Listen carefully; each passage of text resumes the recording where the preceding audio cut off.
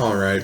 I wanted to take a minute and just share a few of my ideas on the painted bird. I've noticed that there's not a lot of videos on YouTube about Jerzy Kosinski's The Painted Bird.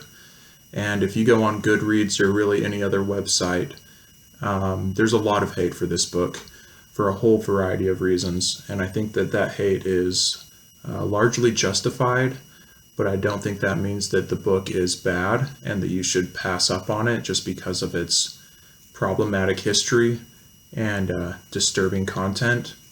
And let me kind of explain what I mean by that. The first thing I want to say is that this is a strange book. It takes a lot of strange and unpredictable turns, at least for me. The big one is I read a lot that this book was about the Holocaust, and it actually features it doesn't play a major role on the main plot of the story, let's just say. It's happening in the background, and it kind of pushes characters, but it's not like you don't spend a lot of time discussing it or seeing it in the book, and it's just kind of in the background. And you meet very few German soldiers, and the German soldiers that you do meet are portrayed as being surprisingly sympathetic. They have more humanity than most of the adults you meet in the book. I mean, even the SS officer has more dignity and restraint than the average adult in the story, which is pretty weird when you think about it. That's a strange choice, but I think it was a deliberate choice on the author's part. And so this isn't like Schindler's List. This isn't like any of those other books that feature the Holocaust pretty heavily in the main story. Instead, you'll spend most of your time reading about being displaced by war, superstition, and just kind of exploring Jerzy Kosinski's philosophical view on what the human race is. Just a brief kind of synopsis of what happens in the book is you have a boy who is displaced very early in the war. He ends up in the backwoods of some unspecified Eastern European country. He's kind of, he might be Jewish, he might be a gypsy, we don't really know, but he is definitely different than the people who live out there. And so he's regarded as like a bad omen, or he's got bad magical powers. People don't like him. They're very superstitious about him. He's poorly treated throughout. And the people he meets are just very like backwards and just brutally violent and just like gross. And so he's kind of fighting for survival in this terrible and very isolated type of wartime experience. It's also an interesting book because you kind of spend a lot of time with the boy's kind of internal monologue, and he kind of absorbs the German propaganda and kind of starts seeing the world their way. Even though they're bent on killing him, he kind of adopts their worldview.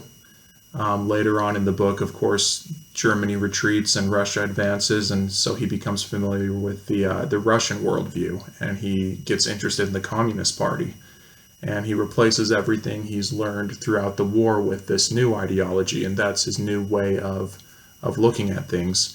Even though both are very brutal and oppressive, he switches one for the other like that. And honestly, if I had to say that the book that this one reminds me of the most is this book right here.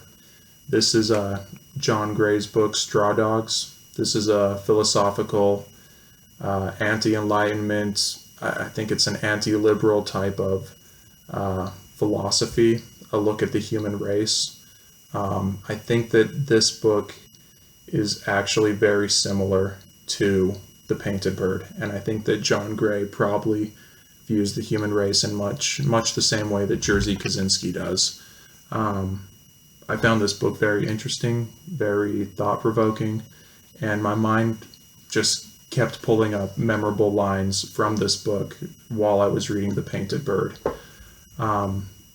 Furthermore, I think that The Painted Bird is actually very similar in terms of theme to Being There, the movie that was adapted off of another Jerzy Kosinski book.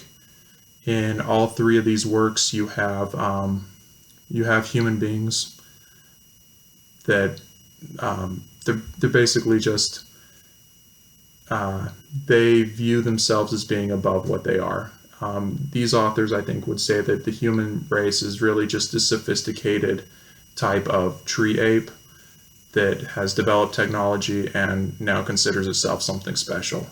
We think the universe has taken note of us, and in reality, we can't understand the universe. There's really no meaning to the things that happen around us, and we're just a sophisticated type of animal. And that's an interesting type of attack on the biases of the modern era. And so I think that for those reasons, all three of these works are interesting, just because it's kind of seeking to attack and kind of debunk just things that we don't even notice because they're just everywhere. This type of secular humanity, I guess, is what people call it. So I know that The Painted Bird is pretty problematic in a lot of people's estimation. I really don't feel like it's a bad book, though, and I don't think that it's a waste of time either, just as long as you know what you're getting into. It's more of a philosophy book, I think, it in novel form. So if that sounds like something that you would be interested in exploring, it is a pretty dark book. It's very morbid. There's a lot of violence against kids, and it presents a very negative, pessimistic view of human history, human nature, and the myth of human progression. But again, if that's something you're kind of interested in, kind of some anti-enlightenment material, then I think that you might actually find it interesting. So those are some of my thoughts on the book.